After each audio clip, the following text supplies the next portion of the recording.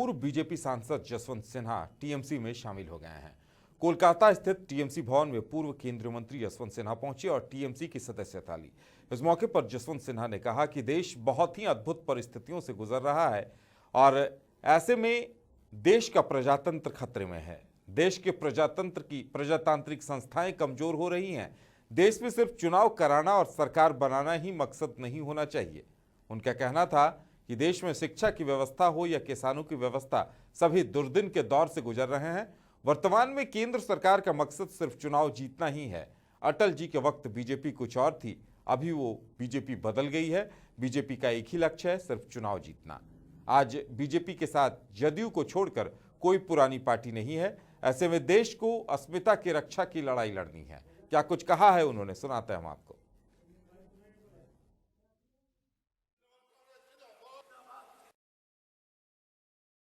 बहुत अद्भुत परिस्थिति से आज के दिन गुजर रहा है। बहुत अद्भुत परिस्थिति इसलिए है कि अभी तक जिन वैल्यूज को, जिन मूल्यों को हम बहुत महत्व देते थे और ये सोच के चलते थे कि इस पर सब कोई अमल करेगा ही हमारे प्रजातंत्र में, आज वो मूल्य खतरे में है और उनका अनुपालन नहीं हो रहा। और जसवंत सिन्हा के टीएमसी में जाने से टीएमसी को कितना फायदा पहुंचेगा और यशवंत सिन्हा को कितना फायदा मिलेगा, इन तमाम मुद्दों पर चर्चा करेंगे। हमारे साथ झारखंड के स्थानीय संपादक मधुकर हमारे साथ जुड़े हुए हैं। जी मधुकर, अगर देखा जाए यशवंत सिन्हा ने एक नई पारी शुरू की है टीएमसी में जाने के बाद, इसे किस तरह से देखा जाए सियासी हलकों में? जी बिल्कुल, देखिए यशवंत सिन्हा ने नई पारी शुरू की है, ये आपने बिल्कुल सही कहा। और उन्होंने ऐसे वक्त में पारी शुरू की है जब 3 साल पहले ही उन्होंने राजनीति से संन्यास ले लिया था। देखिए उदय, सबसे बड़ी बात है कि बंगाल के चुनाव में संकेत और संदेश की राजनीति ज़्यादा हो रही है।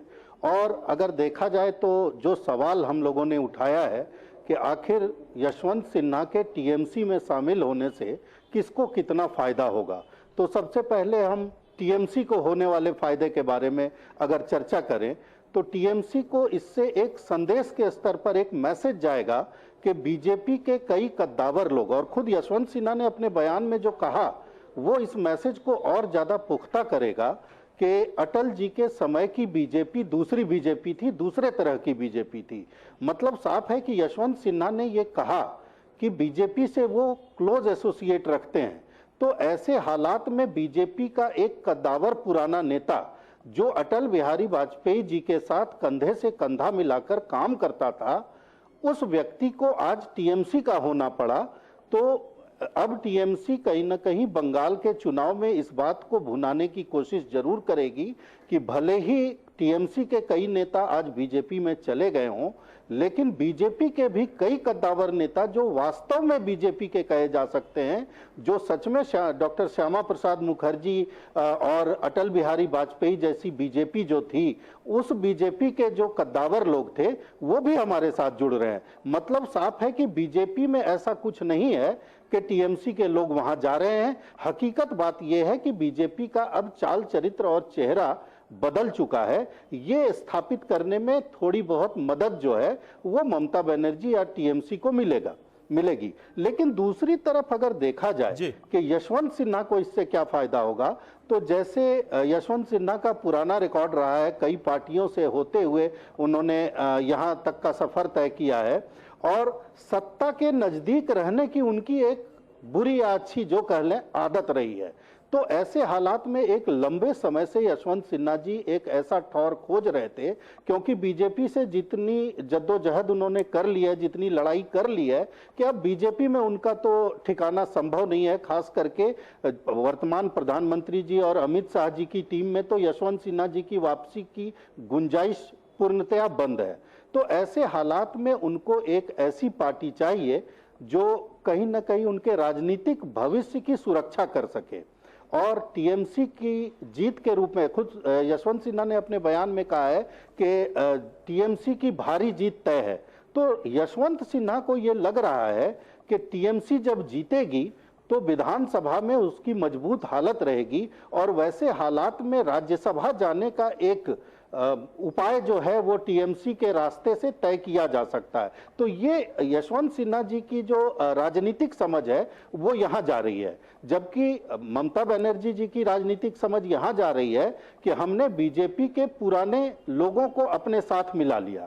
तो दोनों को अगर फायदा और नुकसान की बात कही जाए, क्योंकि अगर देखा जाए तो यशवंत सिन्हा पूरी तरह से एक चले हुए कारतूस हैं, तो ऐसे हालात में न वो प्रचार में टीएमसी को मदद कर सकते हैं। अगर मान लीजिए कि बंगाल में कुछ वोट बिहार के है भी, तो यशवंत सिन्हा की बात एक भी आदमी नहीं मानने वाला है, ये पूरे दावे के साथ कहा जा सकता है।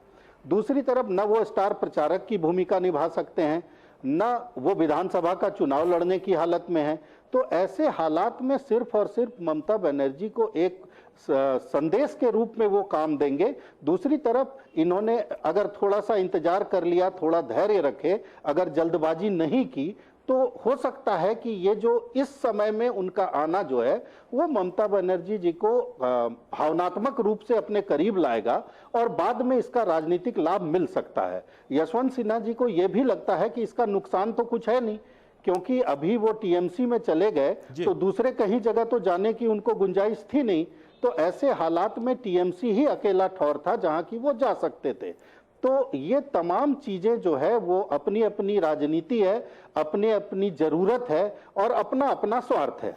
बिल्कुल, यानी कहा जा सकता है कि जसवंत सिन्हा ने अपनी राजनीतिक महत्वाकांक्षा को देखते हुए एक दांव खेला है, और दूसरी तरफ ममता बनर्जी जो अभी तक बीजेपी को बाहरी बताकर विरोध कर रही है, अगर वो बाहरी नेताओं को अपनी पार्टी में शामिल कर रही है तो वो भी कहीं न कहीं अपने सिद्धांतों से समझौता कर रही है कि बीजेपी पे हम भी हमले का एक हथियार मिल सके। देखिए उदय जी, अब राजनीति में सिद्धांत और नैतिकता ये सब बातें जो है वो बड़ा बीते जमाने की बातें हो गई। जिस तरह से चीजें चल रही है और खास करके बंगाल में चीजें जिस तरह से चल रही हैं कि राजनीति में अब शुचिता की बात करना ये कहीं से भी उचित नहीं लगता है। अब लोग ये देख रहे हैं कि कैसे जीते लोग। कोई खेला होवे कह रहा है तो कोई ये कह रहा है कि इस बार आमूल चूल परिवर्तन हो जाएगा। तो अपने अपने स्वार्थ की राजनीति हर लोग कर रहे हैं, उसमें नैतिकता और शुचिता ये तमाम चीजें जो है वो बहुत हाशिए पर रख दी गई है। और ममता बनर्जी ने इससे ये संदेश देने का सोचा होगा कि चूंकि देखिए आप यशवंत सिन्हा जी के बयान को इससे कहीं ना कहीं कोरिलेट कीजिए कि अटल जी की बीजेपी अलग थी। मतलब अटल जी के बीजेपी के जो पूर्व में भी मैंने कहा कि अटल जी की बीजेपी मतलब मूल बीजेपी, जिसका चाल चरित्र और चेहरा अच्छा था, जो देश को विभाजित करने वाला नहीं था, लोगों को साथ लेकर के चलने वाला था, सचमुच का सबका साथ सबका विकास की बात करने वाला था, उस बीजेपी का एक कद्दावर नेता हमारे पास आ गया। और नकली बीजेपी जो वर्तमान में काम कर रही है उसमें हमारे लोग चले गए। तो ये एक मैसेज के स्तर पर अब काम करेगा और राजनीति में इसका कितना लाभ कितना नुकसान होगा ये तो वोटर बताएगा। लेकिन जो राजनीतिक समझ हम लोगों की जाती है, यशवंत सिन्हा को इसमें ज्यादा फायदा होता दिखाई दे रहा है बनिस्पत टीएमसी के। जी बिल्कुल, और उस वक्त जब वित्त मंत्री हुआ करते थे अटल जी की सरकार में तो ममता जी भी उन्हीं के साथ थी। ये भी दोनों साथ काम भी कर चुके हैं इससे पहले। जी बिल्कुल, साथ काम कर चुके हैं और पुराने नेता ये हैं, पुरानी नेत्री वो है।